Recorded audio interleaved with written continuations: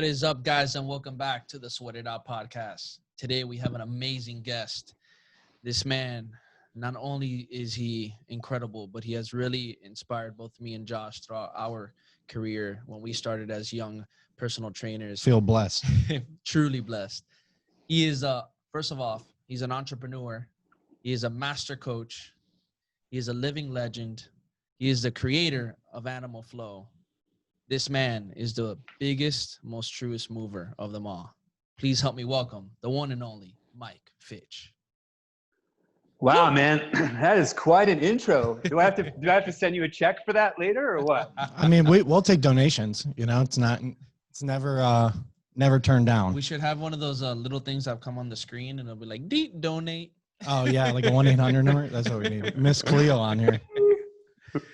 How's everything going, Mike? Been a long time since we Yeah, I haven't seen you guys in a while.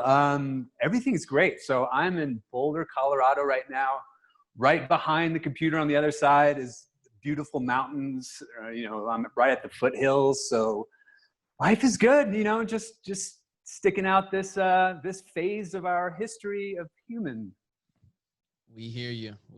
I actually got off the phone not too long ago with my aunt, and she was telling me that that the mayor wasn't calling it, or the governor wasn't calling it. Sorry, the governor wasn't calling it like a mandatory shutdown, but apparently he's shutting down all the restaurants, all the main things. So it's kind of like a mandatory shutdown. So I was just like, okay.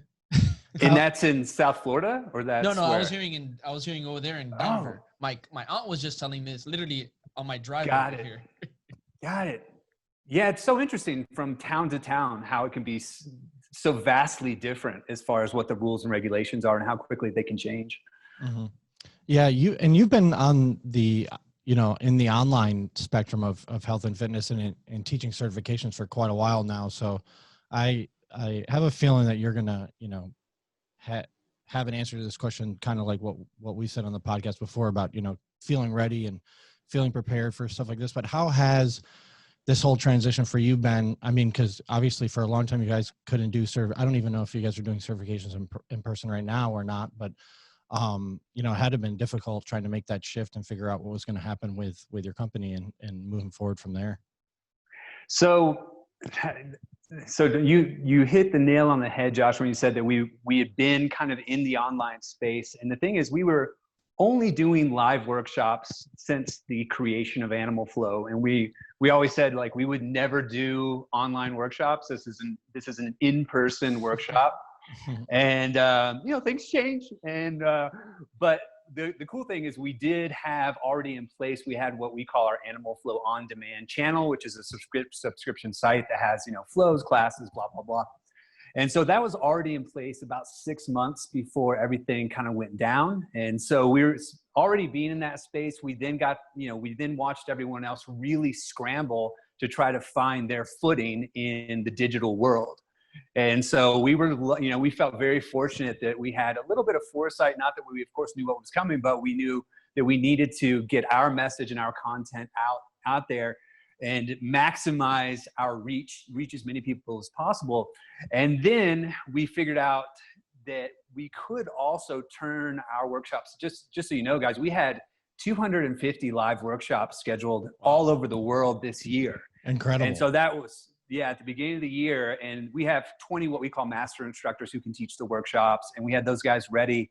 And we were going to, workshops in 40 countries, and then everything changed. And so we had to figure out really quickly if the workshop could be done online. And luckily we found that not only could it be done online, but there were certain little perks and ways in which you could make it feel even more intimate. And so in order for us to figure that out, I think I did like 10 workshops in a row just to work out the kinks. And technology was still trying to catch up because, Zoom and all the other platforms were getting inundated, and they didn't have, I think, the capacity to handle everyone in the entire world switching to digital. And so, we were quite lucky that we didn't have any major issues. But yeah, it was, and I hate to use the 2020 word of pivot, but that's what everyone did, and we all figured it out. That's right. And luckily, you know, now being at this far into it, we're realizing a couple of new cool things, which is we can do hybrid workshops. And so not only, the way a hybrid workshop would go is we would have, you know, let's say we're doing it in certain parts of, let's just say China, for example, where they still can get larger groups together. So what we would do is we would project and stream one of our master instructors into the room, but we would have 2 of our level 2 instructors there in the room as well. That way they could be the hands-on component as our master instructor is actually teaching the workshop. That's amazing. So it did open up new opportunities as well. I'll tell you off the bat, man, I think one of the biggest things here is that workshop wise, and as well for the people that are taking your workshops and doing these exercises, you don't need any tools. Yeah. You don't need any tools. So you don't have to literally buy tools if you can't afford it, or if you can't get it, or you don't have access to it, which I know there was a huge shortage on tools when, you know, this whole COVID stuff happened. You know, all these companies would sell tools were running out. You couldn't even buy tools. And the beautiful thing is with Animal Flow, you don't need any of that. You know, so I think that's one of the biggest advantages right there for you guys. Yeah. And, you know, it was really interesting when everyone started, when I say everyone, sorry, when the other kind of brands and companies that were teaching workshops started going online, we all started talking to each other and just, you know, sharing notes and seeing what was working and what wasn't working. And to your point, those who had a tool component were having a really hard time, you know, because shipping, manufacturing, everything just came to a screeching halt. And so those who were teaching workshops that didn't require anything, they're like, well, we can still do this, you know? And so it was a really, really interesting time where everyone was just like, yo, what are you doing? What are you doing? What are you doing? What's working? So, but you know, we're all figuring it out. I know initially you got your start with Animal Flow with Equinox, right? Like that's essentially how the cert started kind of going around in circulation. I just want to clarify that before I move on with my question. But so actually I started the certification. So I had started my training career with Equinox, and I worked with them multiple times. And then I would resign, or I would move to another city, and then I would come back to them. I just think they're a great company. And, you know, starting with them at like 19 in New York City and really cutting my teeth as a trainer and figuring out what the hell I was doing and really relying on their education system, you know, it was a good place to start. But what happened is I created Animal Flow in Miami. And then after, I'm bad with timelines, but what's time anymore? So after a while, I went back to them and actually pitched it to them. And so I pitched it to them, but at the time it was a component of what we were calling the Global Bodyweight Training system. So it was like this full calisthenics movement system. And so I went back and pitched it to them, and then we ended up deciding on just working on Animal Flow for a year. So we did a year exclusivity. But the cool thing about that particular, and sorry, Josh, I know you had a question, I'm just rambling. no, it's all good. But the cool thing about that particular relationship is that I had, you know, they gave me the opportunity to do so many workshops, and I was on the road exclusively for their club, just figuring out how to be a better presenter, figuring out how to hone the information even better, you know, just like really, really, again, just sharpening all of my tools with the program. Another thing that they did as well is there was a lot of PR around that. So, you know, I did all the talk shows, did the magazines, and, you know, the double-edged sword there was, oh, cool, I'm on the cover of a magazine or whatever. But then on the other side of it, they're asking you to take your message, which is probably this big, and put it into a soundbite that's this big, right? So it was always, how many calories can we burn? Can we stack abs doing Animal Flow? You're like, oh, that's not what it's about. Yeah. Yeah. I mean, that's one of the beauties about podcasting, right? Is like, we can have these more longer form conversations. So people like you can kind of explain things in a little more nuance. Before we continue, we got to say, Animal Flow was created in Miami. Hey. Oh, yeah. I had to bring that. I know you said that, so I had to re-say it because I'm like, hey, we got to let the people know. You're such a, I always shit on him for being from Miami. So he can take, we'll give him this win today, Mike. My question building off of that was going to be, since that time when you started kind of circulating animal flow through the different Equinox locations, which, primarily or really essentially was all trainers, right? Maybe you had a couple staff members that wanted to take it or whatever, but all trainers to now, in 2020, especially with everything that happened with the pandemic, have you seen kind of a transition where now you have, just more everyday people taking the certifications, trying to learn more about it? Because I train my clients out at Flamingo Track right on South Beach, and I had one woman come up to me after one of my sessions like, hey, do you train people? Because I saw you doing animal flow with your client, and like I want to learn more about it. It's like, okay, first of all, you're fucking awesome because you know what animal flow is. Two, yeah, yes, I do. So I thought that was pretty cool, and I knew that we were going to have you on the podcast soon. So I was like, okay, I'm going to bank that question. I'm pretty intrigued to see like if there has really been a shift in more normal, non-trainers coming out and trying to learn more about movement systems like animal flow. Yeah, great question, man. And so I have to say when we first started, I mean, we considered ourselves a certification education company, and so our target audience was anyone who is already an accredited fitness professional. And they could have been a personal trainer, they could have been a group fitness instructor, a yoga instructor, Pilates instructor, whatever. As we've seen time go on, there has been this huge influx, or this huge surge, I should say, in the prosumer. And I guess you guys have probably heard that term before. And that is the consumer who wants to learn more about fitness or health or whatever. And so maybe they don't want to be a professional. Maybe they're already a lawyer or they already have their profession, but they just want to become more educated. And so we saw a huge surge in that. So we actually even had created a title for that person. We just called it a specialist. And basically what that meant was they could still take the workshop. They could even go through the test out process. However, if they passed the test out, they didn't get an actual certification to go teach it. They just got a little, a certification that said you passed, for your own practice, essentially. Super cool. Super cool. And with that being said, would you say that a lot of those people later on maybe come back and have thought about maybe becoming coaches? Yes, 100%. And actually, we always tell them that even if they test out and then they decide at some point to obtain another training certification, then their certification will then morph into the actual teacher certification. So we've seen that in a lot of people who are just like, I like doing this so much, I'm going to kind of take on this second job or second profession. And what made you want to come up with the concept of animal flow in the first place? I've always been kind of intrigued to hear, that backstory. Yeah. So Anthony, I was about to say, I was in Miami. I was working at this it was kind of like a collective at the time. So at the time you didn't see this that often. Now it's more common, but it was a gym called UFit and You're bunch of Cody spot, right? Cody Patrick. Yeah, shout exactly. out to Cody.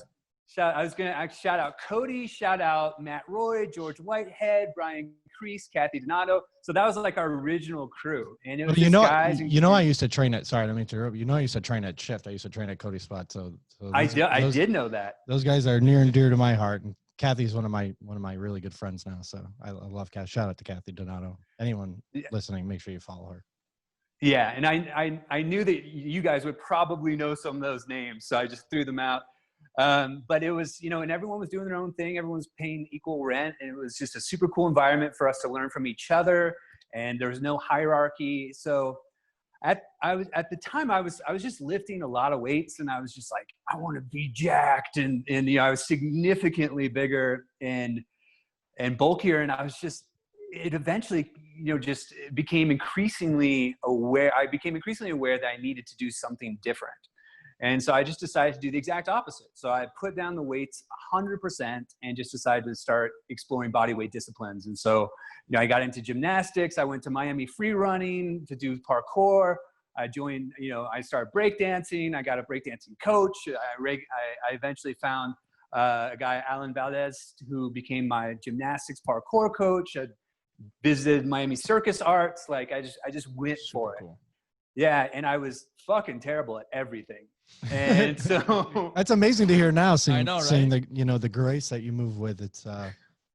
It's humbling for sure. I can imagine to hear those stories from other people as well. Like, oh, I was terrible at it. And you're like, me too, but you work hard at it and, day by day you get a little better, right?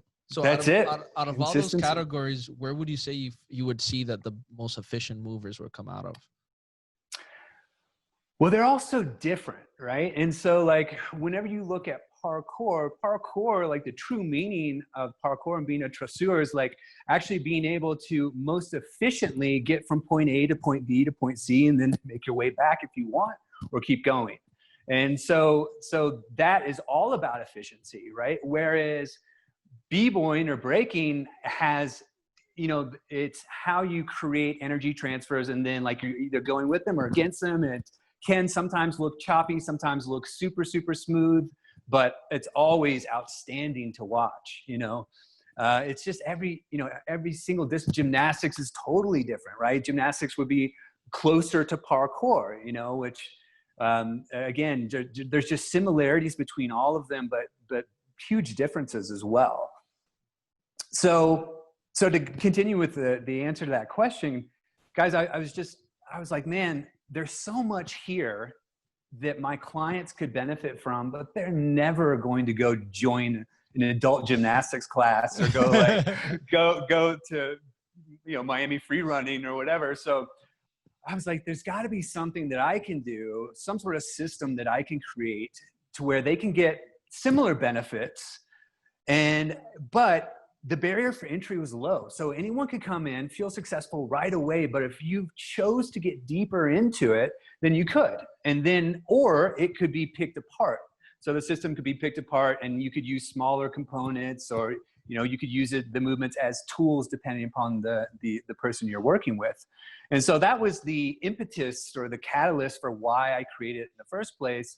And then the whole thing was built upon 4 concepts. And the first concept is improve the communication, connection, and function of the human animal.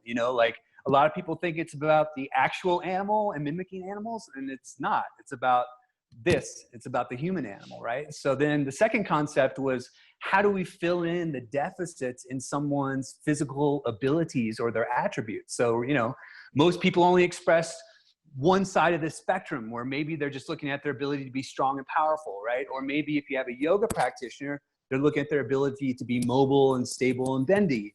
So how can we have this system that can blend and connect all of those deficits and make our powerful person more bendable, make our bendable person more powerful, and all those things in between? The third thing is, how do we make the bodies more resilient? And so, by us putting hands and feet in contact with the ground and moving our body through all these different positions at every joint, we're bathing our tissues in this down pull of gravity. And by doing that, we're making more resilient tissues and joints. And then lastly, community. Such a huge thing of animal flow is community. Well, I'll tell you off the bat, obviously us experiencing ourselves and seeing the way that animal flow has really grown community-wise. It's one of the most unique methods that are out there. That really, when it started to the process it's taken to where we see it now and how it just continues to grow and evolve, it's like so many people know it. And then at the same time, there's so many people that are like new to it. And they're like, oh my God, I didn't even know that this existed. This is amazing.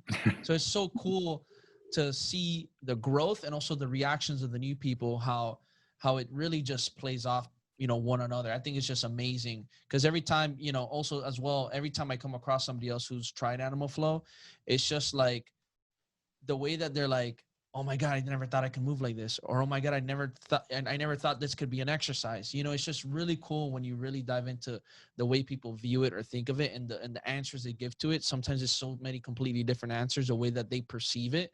And I think it's just so cool that in a way it can be perceived in so many in different ways. And I think that makes it unique.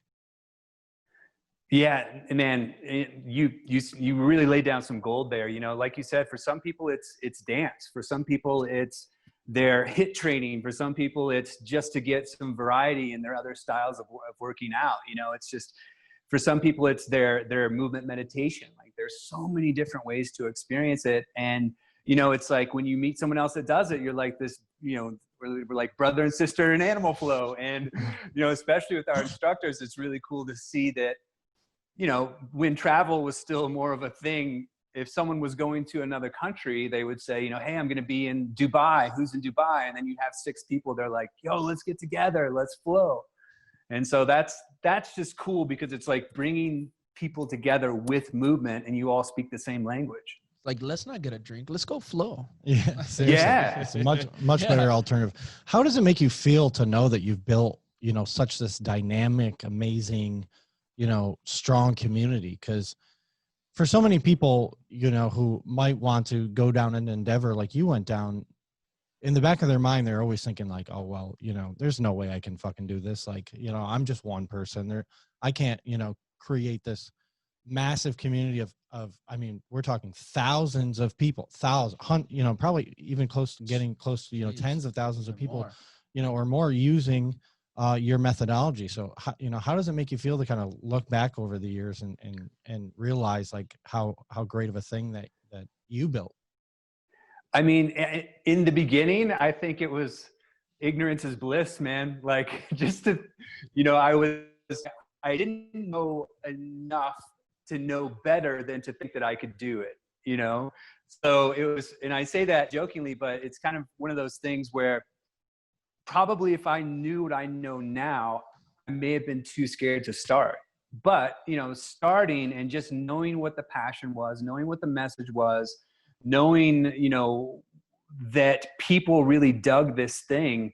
And you know, that was the way that I knew people were really into, is I started with my clients first, and they're like, oh, this is cool. I mean, you know, what is this? And then I moved into inviting everyone else's clients to start doing more group classes.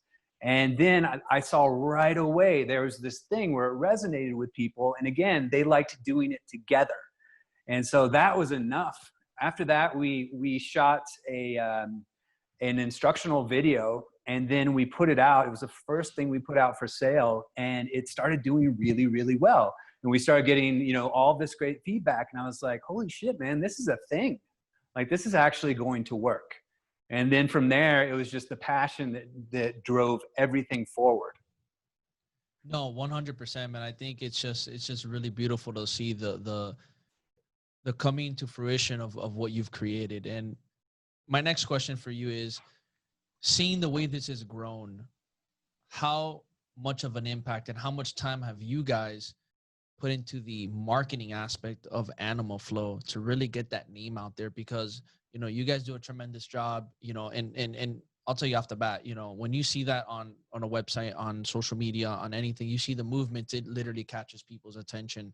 So I know that in a way, this style was made for exposure, made for it to be seen as well. And I think definitely that helps tremendously. So I want to dive into your experience of how you guys did the marketing. How did you guys launch it? What were some of your ideas, and how, and was it heavily on you at the beginning, or did you have a team of people around you helping you with that? Great, man. Great question. So whenever I first started, I had a client by the name of Karen Mahar, and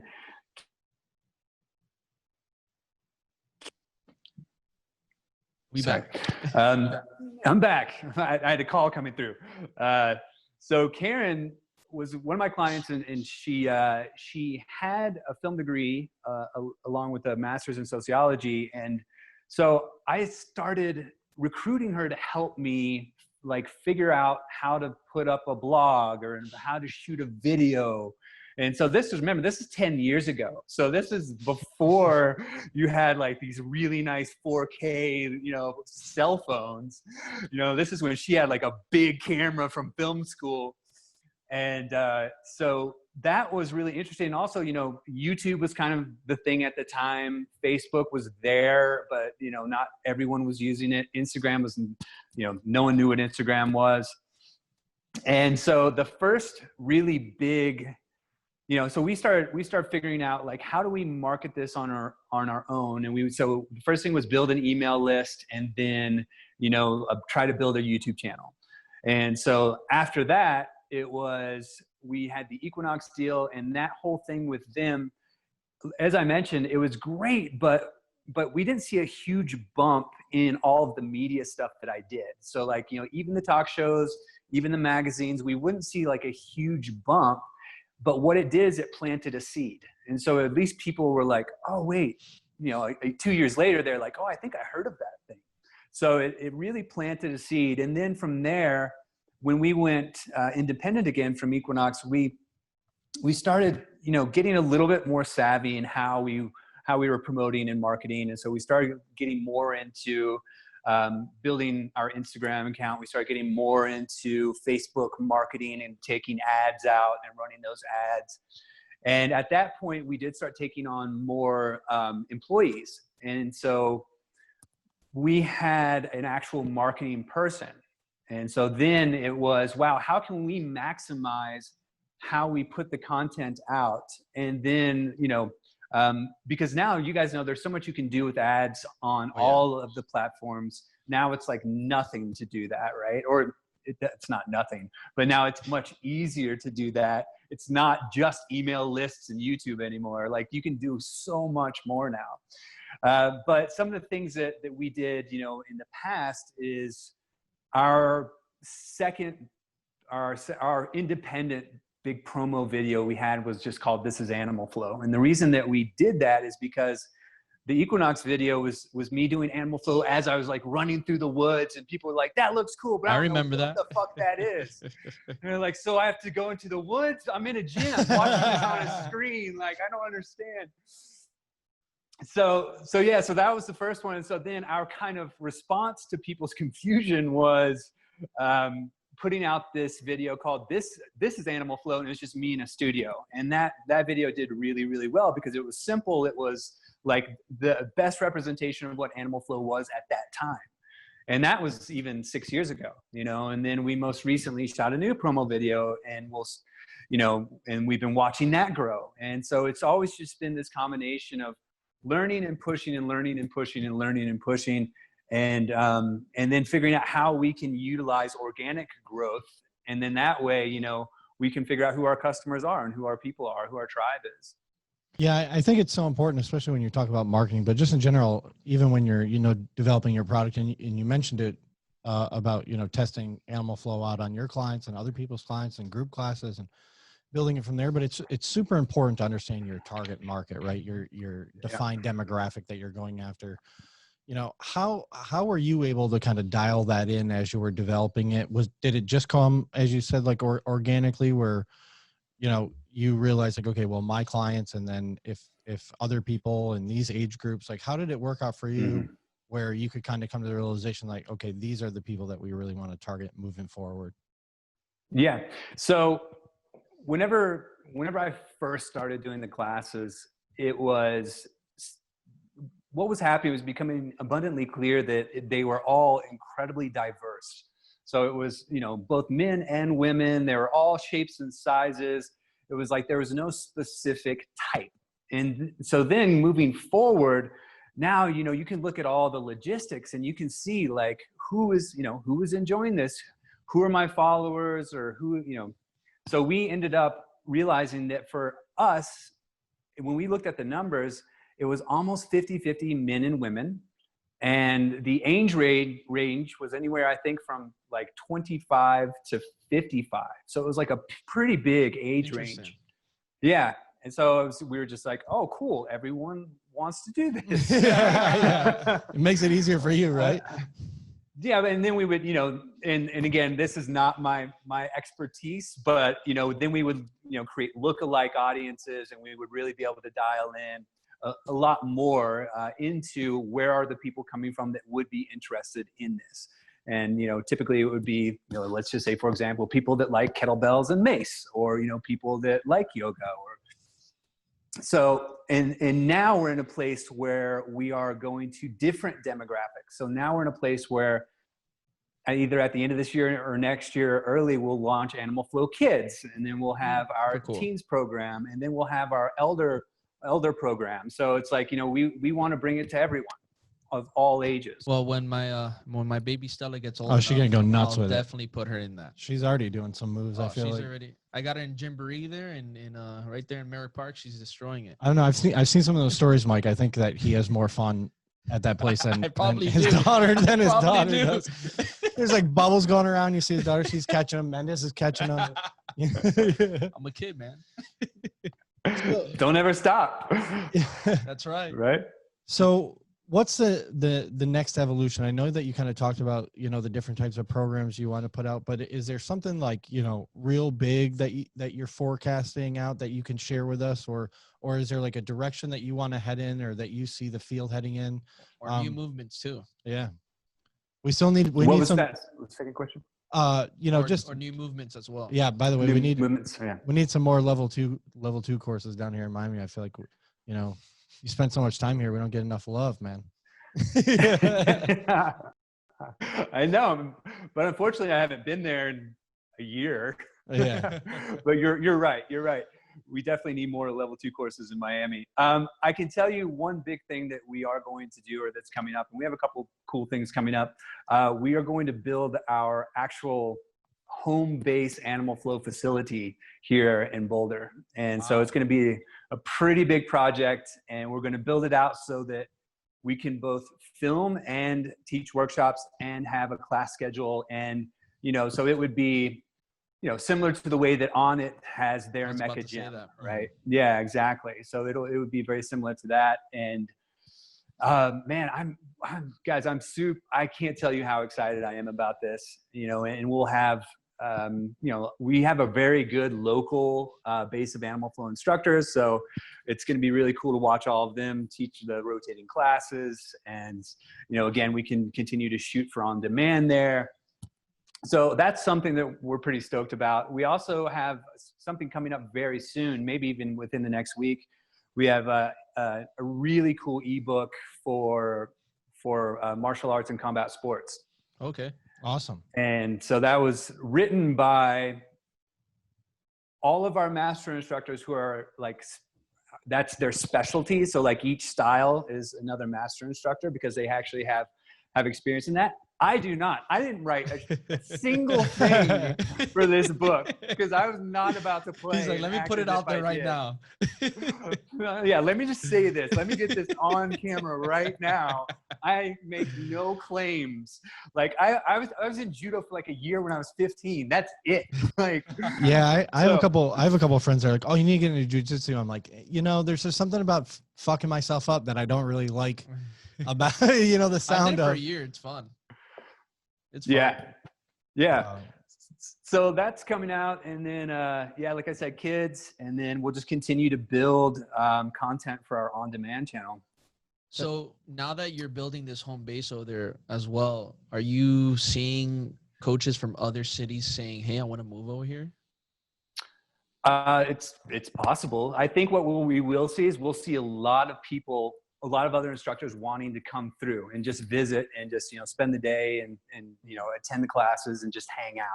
So I think it will probably be like 90% instructors.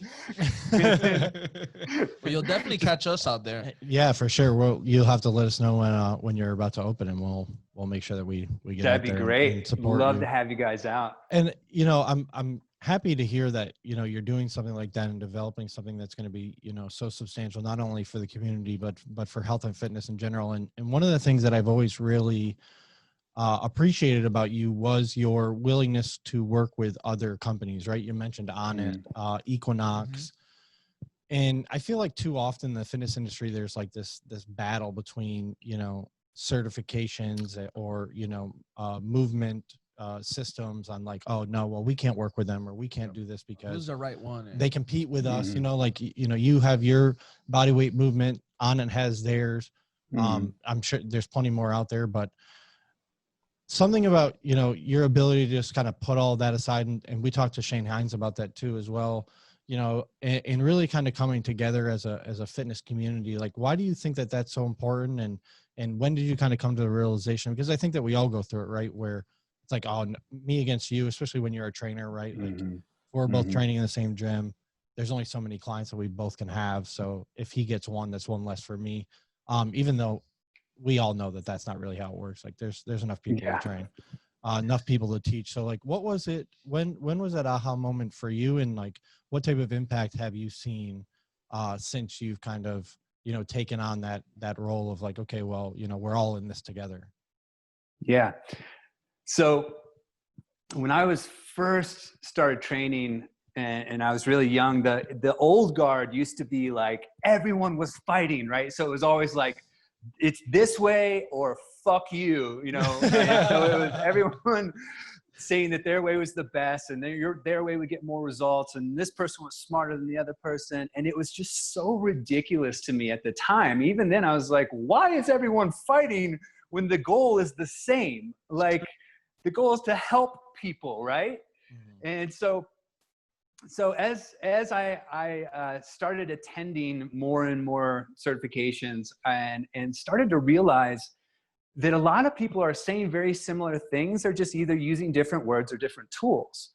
And then I was just like, man, we are all stronger together, right? There's no reason that anyone should be arguing over one method or saying that one method's better than another. And so that's why whenever I would go into an Onnit cert or an FRC cert or, a Viper cert or whatever, I would just be like, this is some great content. Why would I not be promoting this? Why would I not make friends with these guys? And so it was an easy conclusion for me to come to, is just realizing that we should all be promoting each other. And so even though we may have a different perspective or a different approach to how we get the job done, it's all good. As long as you're not hurting anybody, it's great. That's right. Everything works.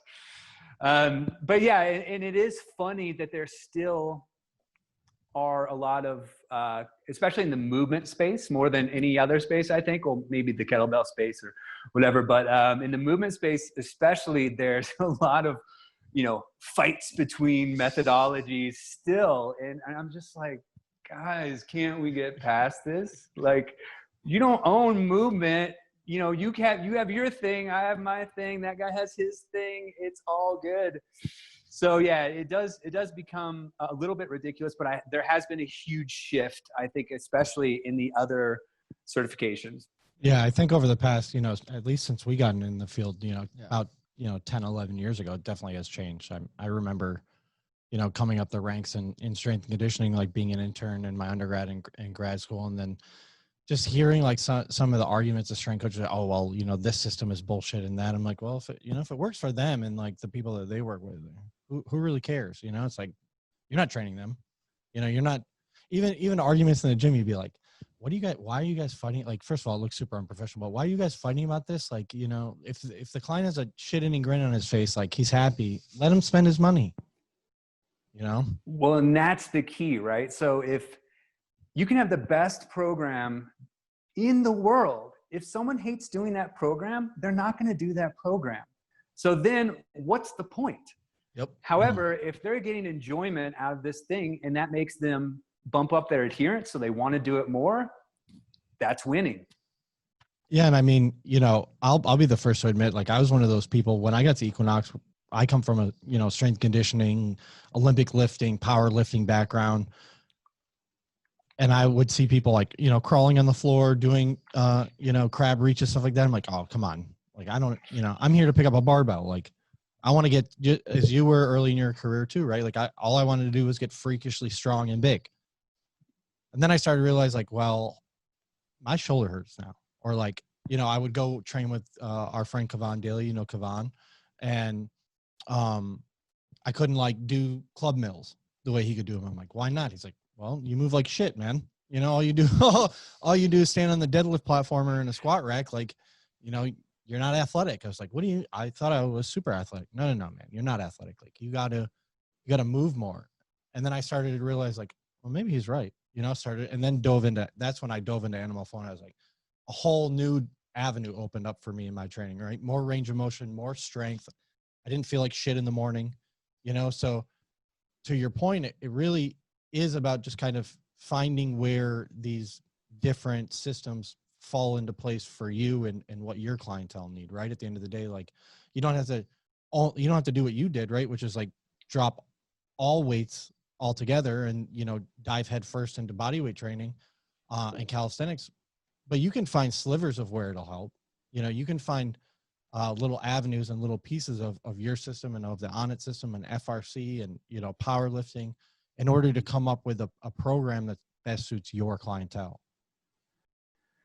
Yeah. And what you just demonstrated, Josh, is wisdom. And so the thing is, in the fitness industry, we see all the time where people will just, until the day they die, just go, nope, this is what I think, and I'm just going to stick to this. But what you just did is an excellent example of someone going, I used to think this, then I learned this, and now I think this. And so I think if we're all able to give ourselves the permission to continue to do that, that's how we continue to grow, right? Yep.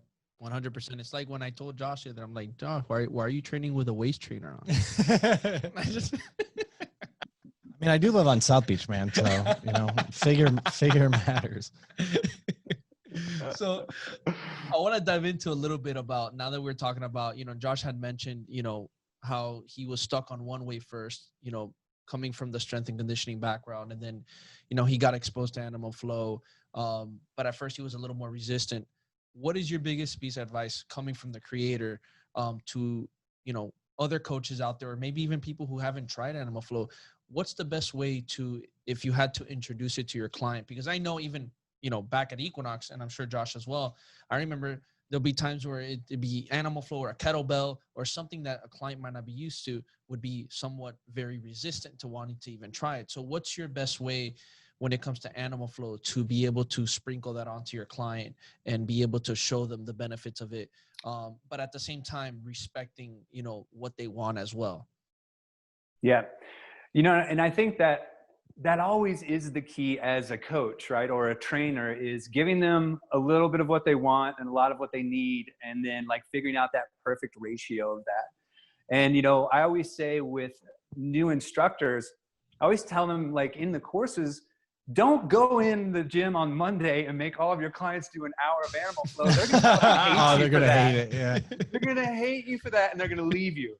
So what you can do is, first of all, make sure that you really understand, you know, the concepts, or at least the movements, to a point where you can start effectively coaching them to your clients. And then again, just like you said, you just start sprinkling it in. It's, you know, okay, we're going to warm up with something we call a crab reach, since Josh already mentioned that earlier, or we're going to do this activation before you lift, you know, do your heavy deadlifts today. And so it's just a way of just showing them, like, wow, this can still be really challenging, and it's going to push you outside of your comfort zone, but that's okay as well, right? Because we want you to keep growing as this human animal, if you will. So, you know, just sprinkling it in. And then we, you know, typically what you'll see is they'll be a little bit scared in the beginning. They'll be sore in different ways. They'll come back in and be like, hey, can we do a little bit more of that? Or they'll come back in and be like, you're fired. Then it won't matter. You know, I'm really happy that you mentioned that kind of buffer period for people to try things out. And I always try to refer to, you know, certifications or workshop or any, you know, personal development that you take as like reading a book, right? It's like every time I hear someone like, oh, I read 150 books in a year, I'm like, okay, but you retain none of that information, right? Like you're just churning and burning them to say that you accomplished it, which, you know, kudos to you. Reading an enormous amount of books is still a pretty good feat, but I barely read. But what Audible, baby. You know, but what context are you getting out of that, right? Whereas right. I always try to tell people, or there's people that are like, well, what do you do when you read books? It's like, well, I'll go on Audible, I'll listen to it, if I like it and I think I want to dive more into it, then I'll buy the hard copy and I'll go through it and I'll highlight and I'll make my notes. And then I try to apply what the book is telling me to apply to see, you know, like I mentioned before, those pieces I can take out of it, or if it's just the system as a whole I want to use, you know. So I'm really glad that you brought that up, because too often I feel like people do what you just said not to do, right? It's like, okay, I learned this piece of information, I'll implement it for 2 weeks. Oh, it didn't work. You know, this is shit. It's like, well, no, you know, it takes time. You have to hone in on the skill, the person that you're working with, or whatever tool you're using, right? Like, you have to get better with them. And it takes a process, you know, so being patient and really understanding how it applies to you, I think, is super important before, as a coach, you go out there and try to implement it with other people. Man, absolutely. And that's that, you know, we see that in the certification field. We see certification junkies, you know, people that will just go like to one cert after the other, after the other, after the other. I've done it. I've done it Yeah. before, you know, burnout, 4 or 5 in a 3-month span. Yeah. And like you said, I mean, how can you absorb that information, and what's the takeaway? And then figuring out how you're going to take away that information and really integrate it into your understanding, your current understanding, you know? So, you know, and that's that skill acquisition thing. Like, we can only work on so many skills at any given time. And so if you want to learn something, if you truly want to learn something, you know, give it the time that it deserves, and then you can make your decision on if it works or not. You know, I mean, just as an example, and I already mentioned FRC earlier, I think I've taken FRC 6 times. Like, wow. I've taken it so many times because I get so much out of it every single time that I take it. And I still feel like I'm working on it, you know, I mean, as far as my understanding of it. And we see that same thing with the animal flow workshops, where people will come in and, you know, we have people that have taken it 5 times, level 1, and level 2, 4 times. And it's just like, oh, you get it, that you can keep learning the same thing. And then even when you think you have this understanding, just going back to the basics, now you understand them all over again. Mm-hmm. Yeah. And I think too, like, you know, having that underlying foundation of understanding, right, is so important, because there are so many little nuances within each individual movement, right? There's so much we can learn about the human body, and it's that time under tension, right? Essentially, to keep it in like exercise science terms, that is really when you get that feedback, you know. And animal flow is great because you have that connectivity to the floor as well, right? With most of the movements, which gives you a lot more of the feedback that you're looking for. Yeah, it's a sensory rich experience, right? So, I mean, hands and feet, and that's why I mentioned earlier, you know, the first underlying concept, or the first concept of animal flow, is improve the communication, connection, and function of the human animal. And one of the best ways to bring someone back into their body and to increase their communication, and when I say communication, the communication with themselves on a conscious level and a subconscious level, if you will, is hands and feet in contact with the ground, and have them figure out some sort of movement puzzle. It doesn't have to be animal flow, it can be anything. But just in doing so, it brings them back and invites them back into their system. Because you guys know, people come into the gym, into the gym, and they're everywhere else but in their body, right? Mm-hmm. So they're thinking about what happened on Instagram. They're thinking about, you know, their relationship. They're thinking about everything else. And then I'm going to take that picture after I work out in the bathroom. Yeah, exactly. Exactly. And then, so, you know, and then they come in and they lift weights, and not that lifting weights or doing, you know, anything external is bad, but then the focus becomes on the external thing, right? So maybe it's on focus. The focus is also on their technique, but it's still, how am I moving this object from point A to point B? Mm-hmm. So that's why it is nice to bring people back into their bodies and make them responsible for how they move their vessel through space. Well, I really love off the bat with, you know, my personal experience when I first did animal flow. It was just, you know, like Josh said, it's the feedback you get. You know, for me, it was these micro aha moments throughout the that first attempt that I did in the course, and it was just like, okay, this I am very weak at. This, my wrists are killing me. My hips are killing me. I'm like, holy shit, I can't even drive myself all the way up here. I am tight, you know? So off the bat, it was just like, it's such an amazing way to get tremendous feedback about your own body. You know, even with your own mind as well. you know, because that's off the bat one of the biggest things I tell people. When you do animal flow, like you think it's just bodily challenging. It's fucking mindset challenging.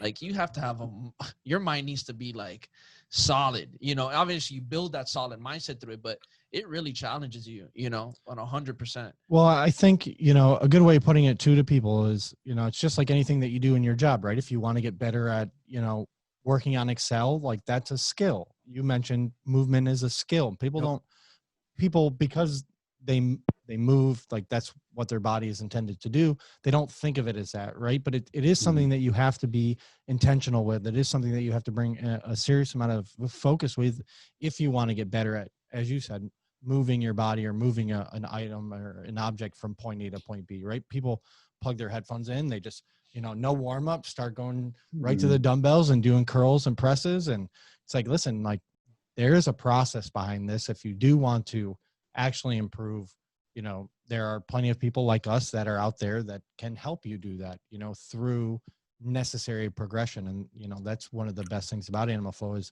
all of the progressions, but more importantly, I mean, you brought it up, the regressions and the, you know, the components of it that are, in my opinion, even harder than the total, you know, the movement as a global thing in itself. You know, it's like, can you just pick up your hand and pick up your opposite foot and hold that and not, you know, not move? And you see people and it's like, I don't, you know, are you a newborn baby? It's It's amazing what you can do with all the foundational movements. Like even if you're moving super slow, super fast in between, you know, like to me, it's amazing how many steps you can go through it with just one movement at a time. Yeah. And it's all the spaces in between, you know, and I love what both of you guys said, like, you know, going back to the basics, just seeing if someone can coordinate lifting the opposite hand and foot. And you see like this pause, right? Where they're just go, whoa, holy shit, this is like the hardest thing I've ever done. And then you go, yeah. You're sweating profusely. Yeah, exactly. And that's where the magic is, when your brain is so lost for even what pathways it needs to go through to figure out something. That's what's up. Like that's the gold. And so I don't think people give themselves enough ability or permission, I should say, to be bad. And, you know, I that's a message I used to always use is like, go be bad at a lot of things, you know, keep a beginner's mind, like, you know, because if we just do what most people do, which is the things that we're good at and strong at, then how are we continuing to grow? We're just doing the same shit. Right. And maybe we have incremental increases, but again, like it's boredom for our mind. It's laying down the same stress and the same lines in the body. It's just like, you know, it's just our bodies want to be challenged in different ways. You know, they're adaptation machines. So once we just give it the same stimulus for so long, it's just like, now what? Come on, give me something new. It's our brains that hold us back, right? Because our brains are like, no, don't be bad at something.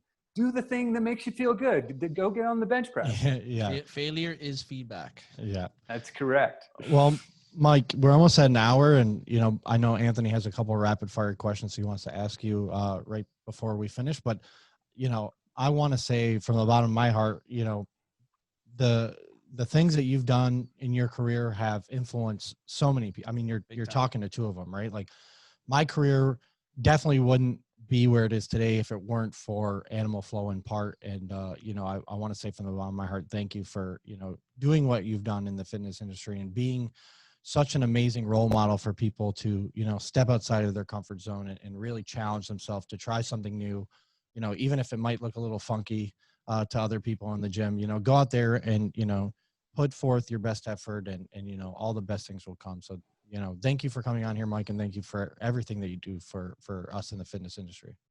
Yeah, we really appreciate it. Thank you so much for that. Yeah. Thank you guys. That was very heartfelt. Thank you. Appreciate that. How can people reach out to you? What's the best way that they can get in contact with you? So if they want to check out Animal Flow Official, you know, that's our Instagram, or they can just go to animalflow.com and then they can contact us, you know, the company that way.